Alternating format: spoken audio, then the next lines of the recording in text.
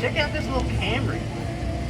It's done a little different. It's half and half, pink, and then it's got a design on the other side. Done up for Lady Deadpool. Had a custom grill emblem and rear hatch emblem and everything. It was definitely different.